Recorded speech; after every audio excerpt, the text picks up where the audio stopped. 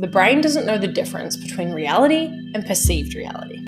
Wow, now I'm experiencing that. Calming the brain, seeing the reality that you want to create. You do know deep down you have what it takes to build this. Your identity is your perception of yourself. Wow, awareness, acknowledge it. Oh my gosh, I'm experiencing this, I'm thinking this. I sucked at a lot of things. Go do it. Like, who cares? Welcome back to the Untapped podcast. I'm Bryony McKenzie, a co-founder of Untapped and podcast host with you here today. And we're jamming on how do you overcome this experience or this feeling of feeling like a fraud or an imposter. Right now, I have personally experienced this many times, and I have a lot of friends, entrepreneurs, and people in my industry that have the exact same experience. And then a lot of clients who do. So we've had this conversation a lot, and I've noticed that over the years, initially when I started as an entrepreneur, I had this intense feeling, and then over the years, it's gotten less and less. And also I noticed that clients that are quite early stage really experience this, but a lot of my friends and community don't really as much anymore, right? It's not that they don't experience it. Actually, I'll reframe how I said that. They still experience it, but they have a lot of tools and processes for how they deal with it and navigate it. So in this episode, I'm going to share with you some really practical tools for how do you navigate this? How do you move through this sense of imposter syndrome to truly stand in your power, in your creativity, in your potential to call in all that you desire and create. So if you're listening to this, there must be a deep knowing that you do know deep down you have what it takes to build this, right? That little part of you is your soul voice or your intuition or yourself, with a capital S. It is really important to stay deeply connected to that part of you through practices, meditation, because that is that little urge that keeps us going. And then, of course, we have the inner critic, right? That little part of us that just tells us we can't do it and this, that, and all the other little limitations that it comes up with. So the first thing we want to do with the inner critic is really shine a light on it and really acknowledge that it's there. If you continue to pretend like it's not there or, not talk about it, actually it kind of just manifests and gets more and more intense. So one of the first things you want to do is wow, awareness, acknowledge it, right? Oh my gosh, I'm experiencing this, I'm thinking this, and really having a safe place and space that you can do that with people in your life, with other entrepreneurs, with people that can actually hold you in that experience. One of the most profound and powerful things I have found with overcoming this is one, to acknowledge it and call it forward so it doesn't have the power over me. Like, hey, I'm feeling like I'm not good enough to stand on stages and speak about this. And then the other is also to be discerning and conscious about who you share that with, because some people might say, yeah, well, you don't, or they might validate. I've heard people say very interesting things to people that they're meant to be supporting, right? Which is, oh, you don't have experience, or why are you doing that with your life? So you want to be careful and conscious about who you share this with. So one of the most effective things I see in our community is when people are experiencing this, they immediately have a place and a safe space to share it. So immediately they can be like, hey, today I woke up and I'm feeling this, or I have this fear. And then they have people that understand it and that can help them break through it like that. And as a coach and as a mentor to thousands of people over the years, one of the greatest impact I know to be true for myself, having been coached and a participant of so many programs, is that when you have a mentor that has broken through that limiting belief or that fear or that concern you have, immediately when they respond or coach or support you, they can help you break through that, because their certainty can drown out your doubt. So basically in that moment, you're like, I don't feel qualified to sell my program at this price. And your coach or mentor, if they've been through that process themselves, which is one of the most important pieces of congruency and working with people that are living and doing and breathing the way you want to become, right, is actually, hey, I get it.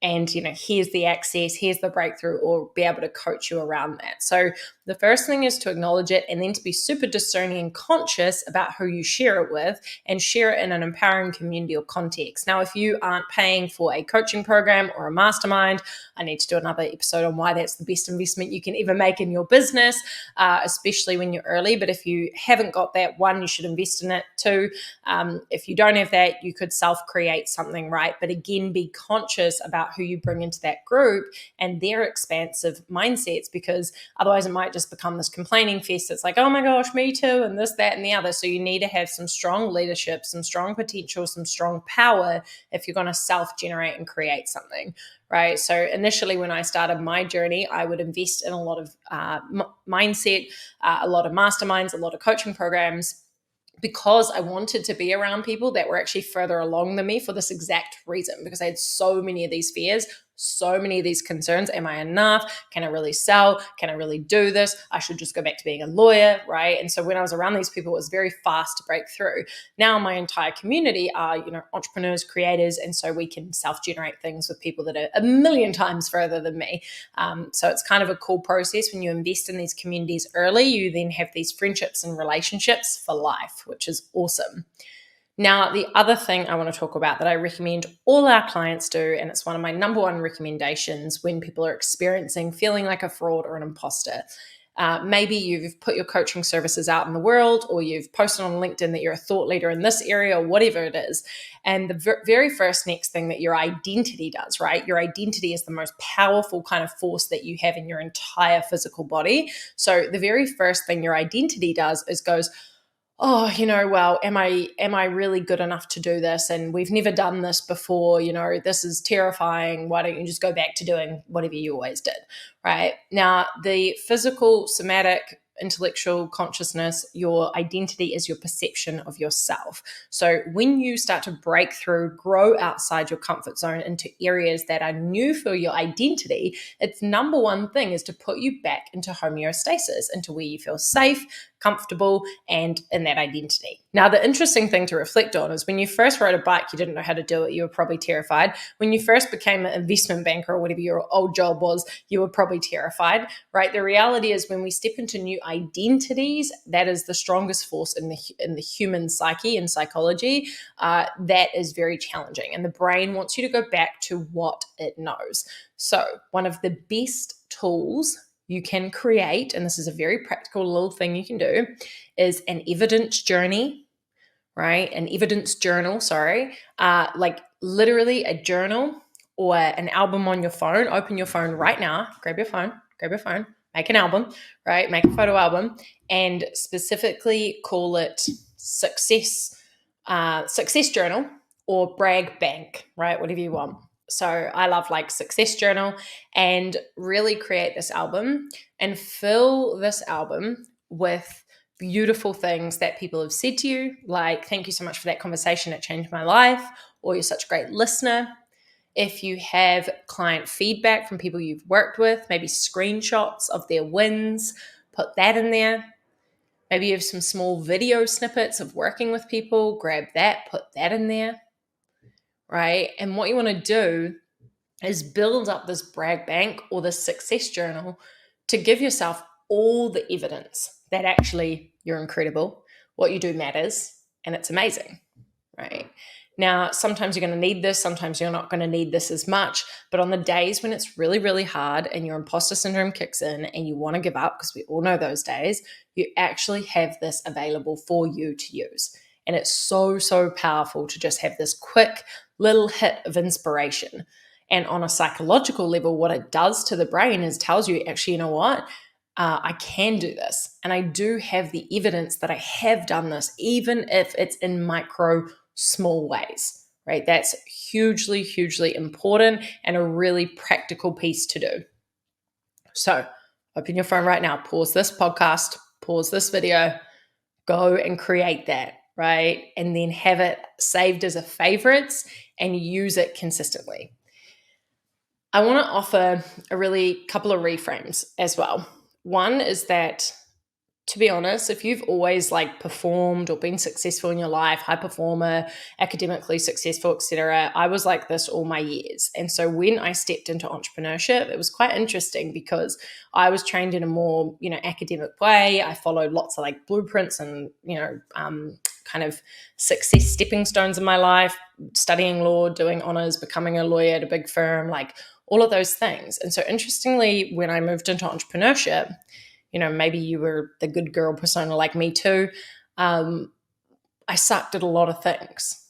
And what I notice about a lot of my friends and community that don't get as much imposter syndrome and they don't worry about it as much is that they kind of love sucking at stuff. In fact, they embrace it and they actually find it funny, right? Like when they try something new. And Dee and I just went to a cafe. We went for a coffee after a coaching call this morning with our clients. We always go and debrief. And we were absolutely in fits of laughter because one of my amazing friends, who's totally Gen Z, super cool, super trendy, was teaching me some new styles of filming and content and things like this.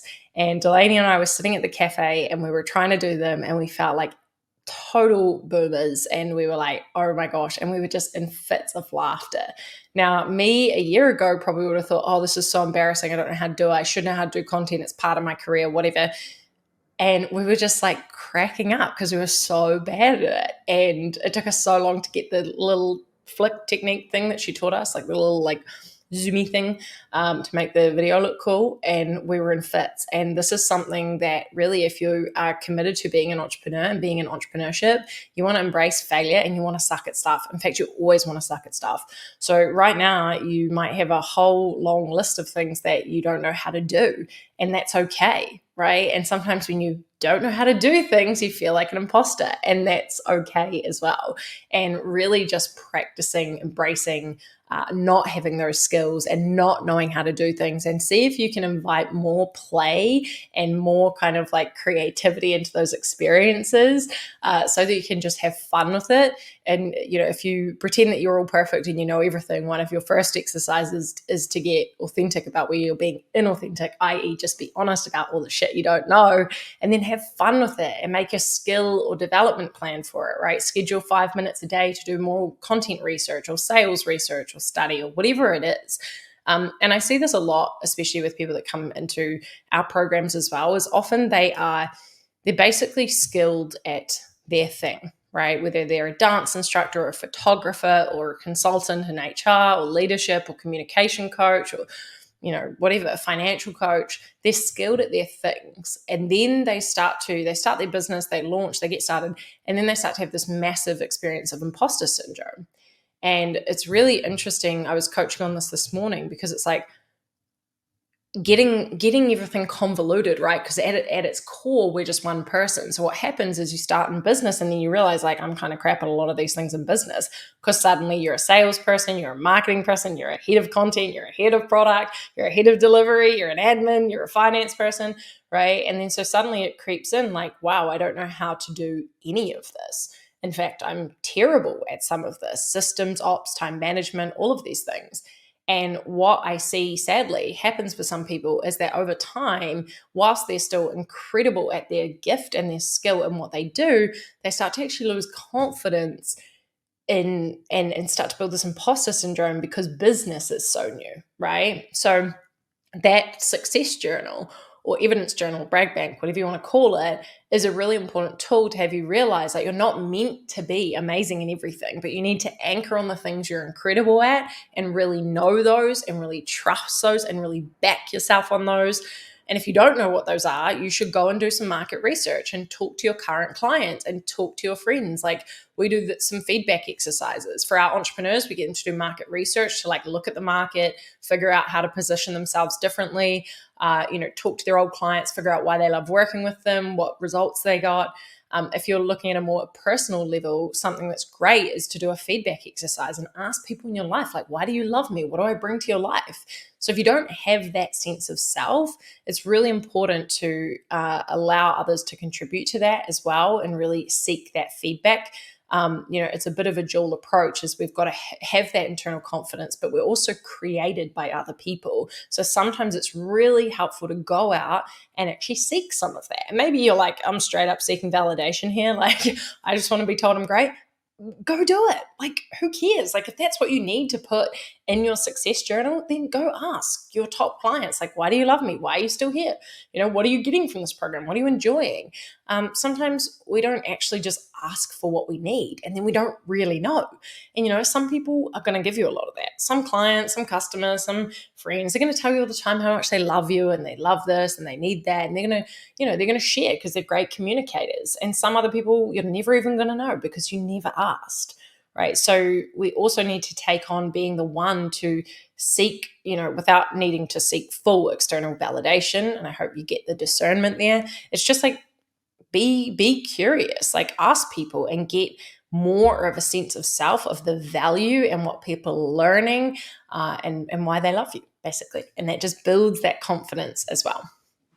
My last kind of point, actually I have two. I have two final points for you, practical things, me. So one is that I see this a lot with really high performing people, a lot of entrepreneurs, a lot of really driven people, is that we have really high standards. And this is awesome because it drives you to create more and be more and all of that.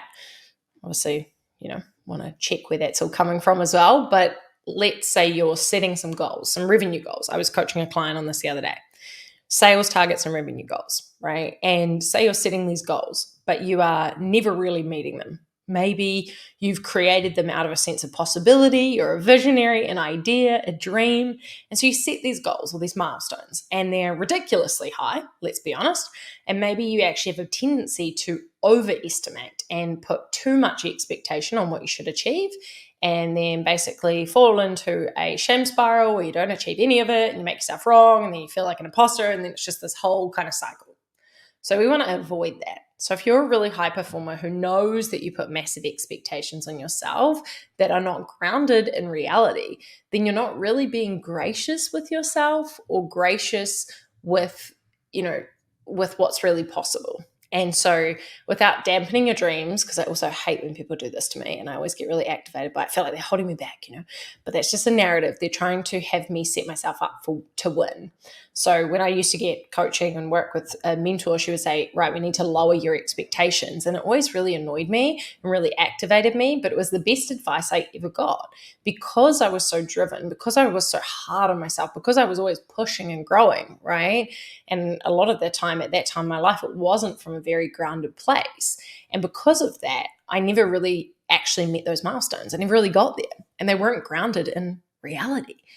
So where I see this a lot with entrepreneurs is often, could be around audience growth or sales or revenue, but it could be anywhere in your life. But in business, you want to look at how you're making decisions as well. So if you have that tendency to just kind of pull numbers out of thin air and not know how you're going to get there, either you make a really clear game plan, but that game plan also needs to be grounded in data and grounded in reality. So for example, if you have 2,000 people on your list, your emailing list, and 300 or 3,000 people on your social media, whatever, you're hosting a webinar, okay, well, based on, this, we're probably thinking even with a really good, well-positioned webinar and offer, like maybe we'll get 70 people there, let's say, and really looking at the actual metrics of what's available and then what's possible. Okay, well, 70 people come and we do this. It's called reverse engineering, right? Or funnel math or whatever you want to call it. So, okay, 70 people. Well, usually when it's a free event, 50% of people come. That's a good turnout rate. Okay, so we've got 35 people there. Well, conversion rates, even if you're a really good closer and you're amazing at sales and you get 100% closing, right, you probably get 10 calls booked. And so what we do with our students sometimes is we help them reverse engineer in reality without putting a dampener on their dreams, but also just being real with the resources they have available, whether that's time, money, audience, energy, health, right? We really work with our students to look at what they've got available, how we can leverage that, and the kind of results we can create with that. That is about becoming an amazing strategic CEO. That is about being kind to yourself, being gracious, right? And this doesn't mean that infinite possibilities aren't possible. They are, for sure. you can create anything in your reality. You can, in a quantum reality, 10x that if you want, but at least do it from a place where you're kind to yourself, you have a clear game plan, and you don't have to put yourself back into that spiral if you don't achieve it. Oh, see, I can't do it. I'm a fraud. I'm never going to make it. I'm an imposter, right? That shame spiral we want to avoid a lot. So set realistic expectations, reverse engineer your goals, make sure you're utilizing the resources and looking at what's actually available. And then you create momentum because you get actual success, right? You're like, wow, that actually worked. I had my numbers. And, again, I did this with a student in our accelerator program the other week. Okay, she wanted 10 people in her cohort. So I said, awesome. What's our game plan? What's our lead generating strategy and sales system to get 10 people in the program? And she built out a challenge, a free 3-day challenge, and then she ran an extra webinar. And then we were looking at the real numbers. And then we were looking at how much the sales call she was getting on, how many were converting. And then, just yesterday she messaged and was like, cool, 7 people registered and signed up, 2 more on the fence. We start on Wednesday. So actually all of that is grounded in momentum and reality. Now, whether she gets 10, 7 or whatever, it's all starting to get very close, or 9 or 10, whatever it's going to be. So you really want to be looking at how you are with yourself. Are you being gracious? And I hate when people tell me to lower my expectations. So it's not that. It's like, set yourself up to win. Set yourself up with real goals, real data, real game plans, because that's going to create momentum, self-love, have you win. And for those of you who fear, oh, well, then I'm not going to be driven enough or whatever it is, you've got some deeper work to look at where the motivation's coming from, right? Because there is a dopamine center, there's a reward center in the brain that when you actually win and get the thing and get the reward, you get more motivated. If you're never winning, if you're never getting the thing, you're losing motivation, right? Now, what that's going to do is build confidence, obviously, and overcome that stupid imposter syndrome. So my last thing, you would have heard me talk about this a lot, probably on different episodes. I don't know. Maybe I have. Maybe I haven't. But my last thing is basically using guided visualizations, not meditations, right? Meditation is, I did a 3-day silent retreat and I really enjoy the process of meditation. Actually, I'm going to reframe that. I hate it. I love the results. I hate the process. I love the results it gives me in my life. Helps me clear my mind. But a guided visualization is totally different, right? A meditation is to clear, to notice, to observe, to release thoughts, to watch them pass, to be with yourself. A guided visualization is an actual tool. I'm trained in hypnotherapy, so I've made a bunch of kind of more general ones that a lot of entrepreneurs experience around, your financial vision, abundance, overcoming scarcity, showing up and being visible online, your vision of what you're creating, overcoming feelings of rejection and being with your inner child. And so these guided visualizations can be specifically anchored to results you want to create. So when I'm saying guided visualizations, they're written as a kind of experiential journey with music and visual cues and sound, and you do them, sitting still and focusing. But what you're doing in the process is activating your subconscious mind, right? Your conscious mind and subconscious. Your subconscious is 90 times more powerful and effective. So we want to utilize it a lot more. And we can do that through slowing down the brain waves and tapping into the subconscious through this guided process. I use a lot of hypnotherapy as well, as I'm a student of that. And this is like a similar modality. So you're just calming the brain, seeing the reality that you want to create, right, through a guided kind of visual experience, and turning on the body and activating the body into the reality you want to create. Now, why is this so effective?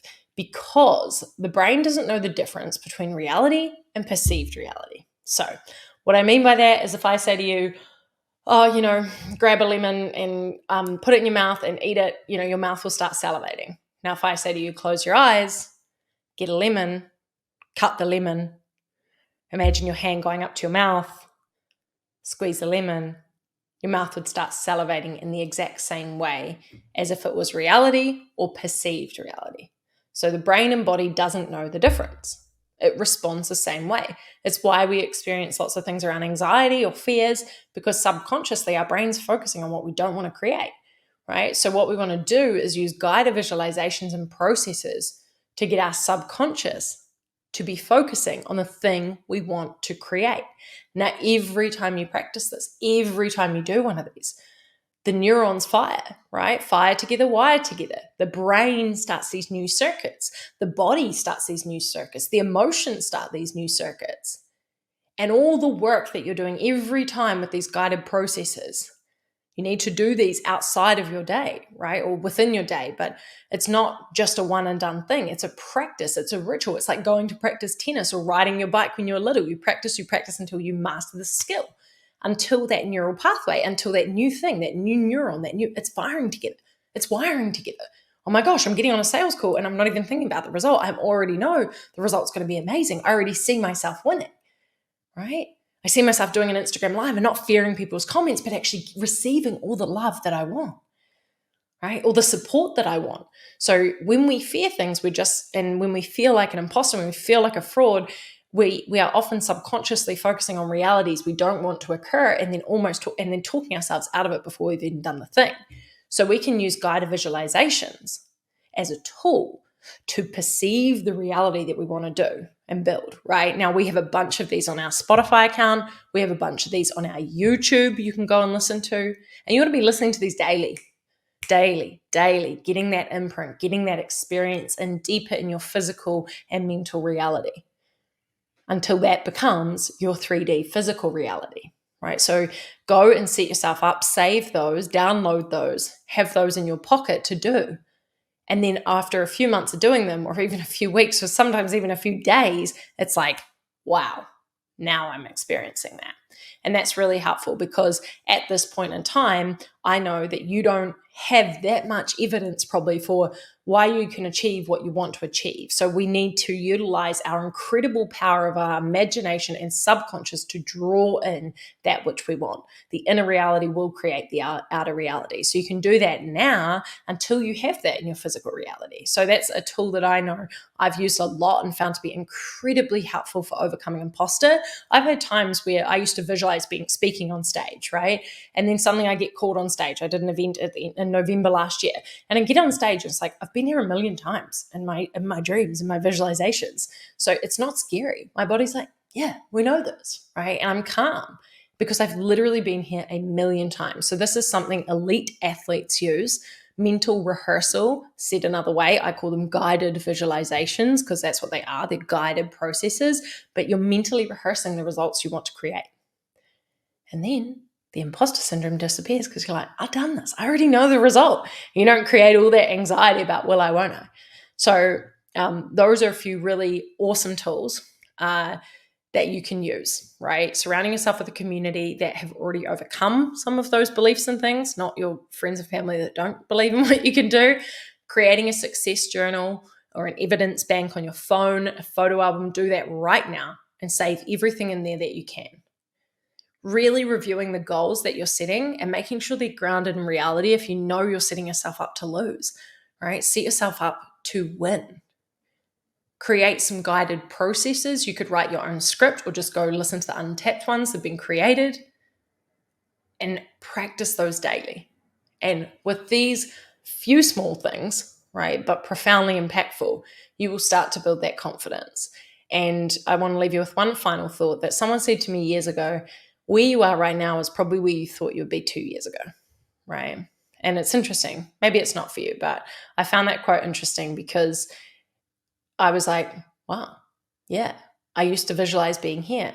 Now I'm here. Now I'm doing it, right? And so a lot of us are, what you're doing right now in your daily life probably was once scary. I understand that, right? Starting your business or leaving your job or whatever it is right now that you're living and now you take for granted. I mean, I travel the world with the love of my life, running an amazing online business with incredible clients and amazing investments and a good health and all these things that were all once a dream.